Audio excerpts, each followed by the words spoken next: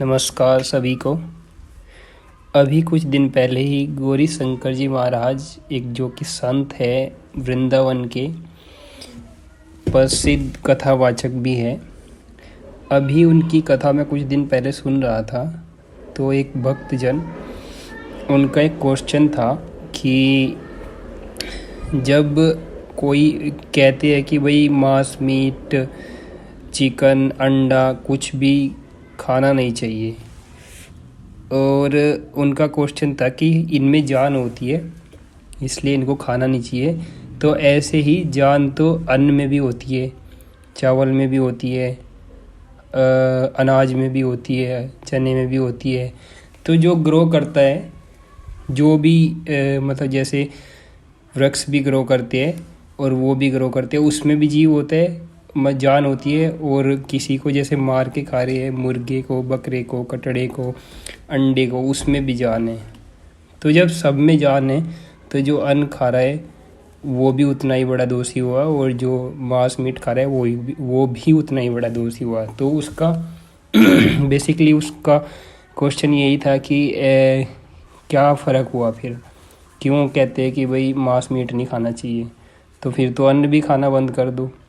तो इसके ऊपर गौरी शंकर जी महाराज ने उसको बहुत अच्छे से इसका आंसर किया था, बहुत अच्छे से उसको समझाया था।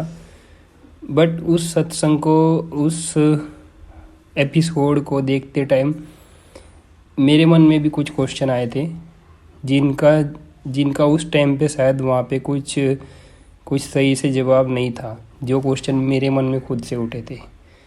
तो फिर अभी ये कोई 10-12 दिन पहले की ही बात है।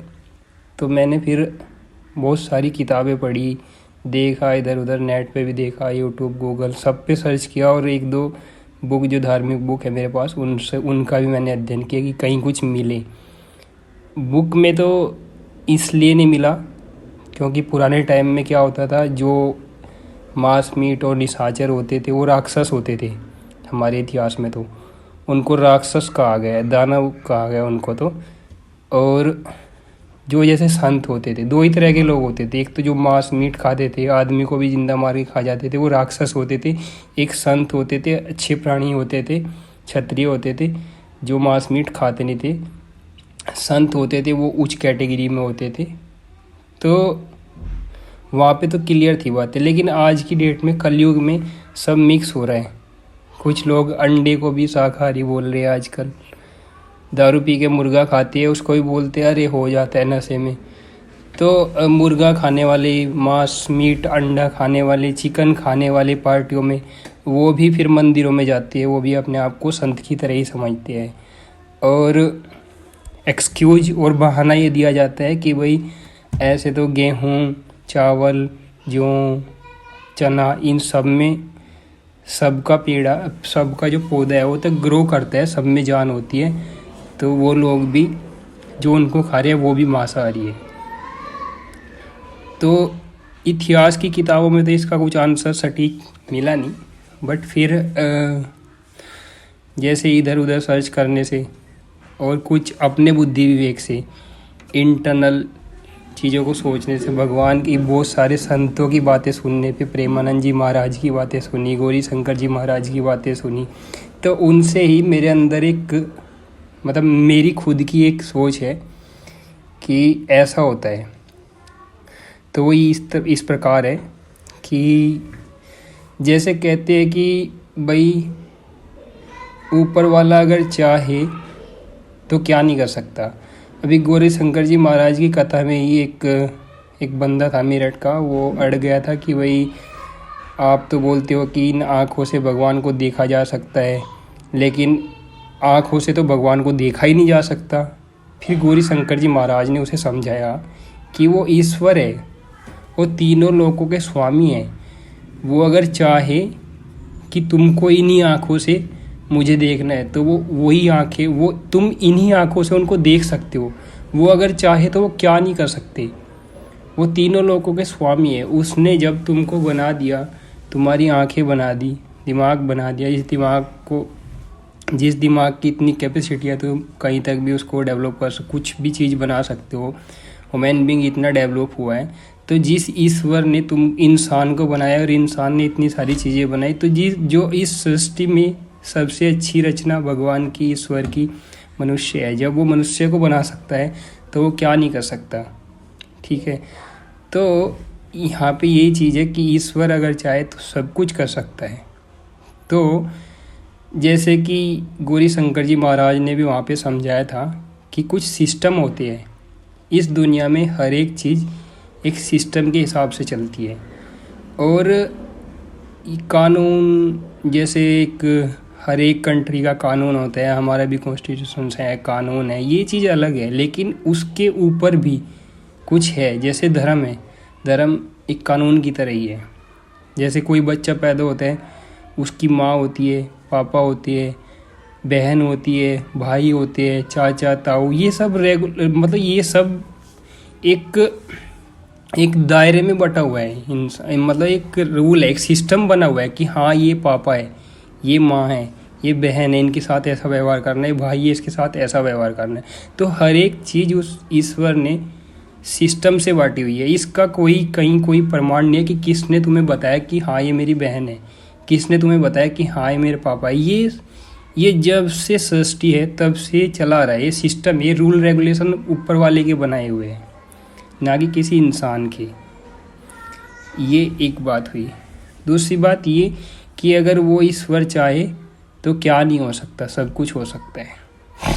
तो जब जो मांसाहारी है, जो कसाई है, जब किसी बकरे को या मुर्गे को काटता है तो वो मुर्गा या वो जीव, वो प्राणी बचना चाहता है, अपने आप को बचाना चाहता है, वो रोता है।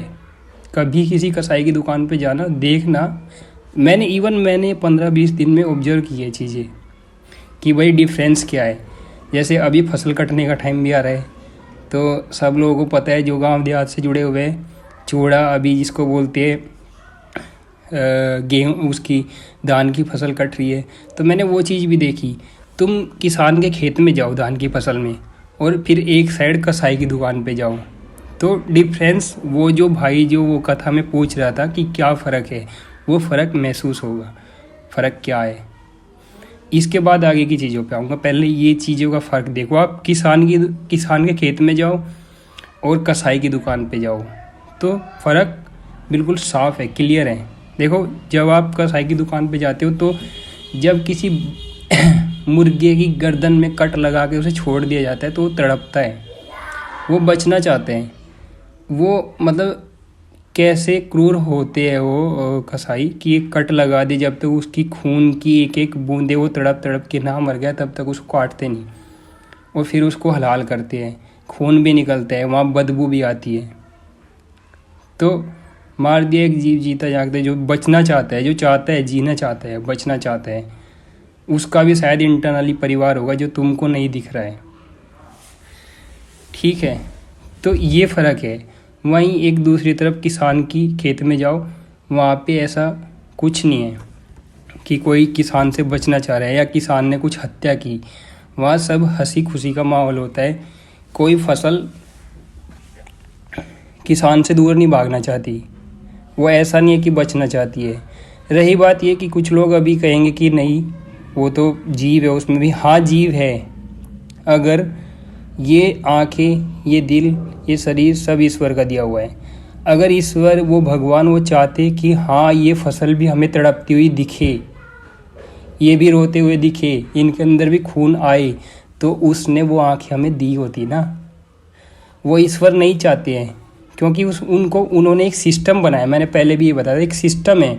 वो चाहते हैं कि हाँ इस चीज़ को इंसान खा ले, ये हमारे खाने के लिए बनी है। तो उन्होंने वो चीज़ वहाँ पे नहीं दी, हमें वो आँखें या वो चीज़ें नहीं दी कि हम उन पर दया, हमें वो दिखे रोते हुए, हम उन पर दया करें। लेकिन जब तुम एक बकरे को, मुर्गे को काटते हो तो तुम्हें वो रोता हुआ दिखता है, खून दिखता है, उसका बदबू आती है वहाँ पे। तुम्हें कोई नॉर्मल इंसान होगा, उसे फील होता है कि अगर ऐसे तुम्हारे बच्चे को काटा जाए तो कैसा फील होगा।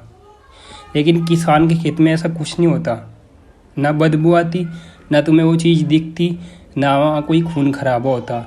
अगर भगवान चाहते, ईश्वर चाहता तो वो तुमको वो आंखें वो दिल दिया होता कि तुम फसल काटते हुए भी तुम्हें वो चीज़ें फील होती, नहीं होता ना, क्योंकि वो चीज़ें ईश्वर ने, भगवान ने, प्रकृति ने तुम्हारे लिए बनाई है, तुम्हारे शरीर को पोषण ऊर्जा देने के लिए बनाई है। लेकिन जो एक दूसरी तरफ हत्याएं हो रही है जीवों की, वो तुम्हारे लिए नहीं है।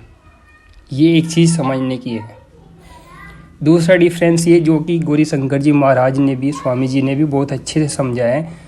तुम एक मांसाहारी रसोई में जाओ, बदबू आएगी, इतनी बदबू आएगी कि अगर एक दिन वहाँ पे वो वेस्टेज पड़ा रहे तो नेक्स्ट डे तुमको कोई भी किचन में या कुछ उस एरिया में नहीं जाया जाएगा।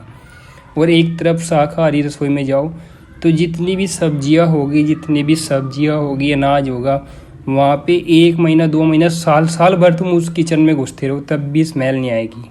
तो वो सिस्टम ईश्वर ने दिया है हमारे लिए कि हाँ ये खाओ, ये सही है। तो पागल से पागल आदमी भी इस चीज़ को, इस डिफरेंस को समझ सकता है। और फिर दूसरी चीज़ है सबसे बड़ी, दया।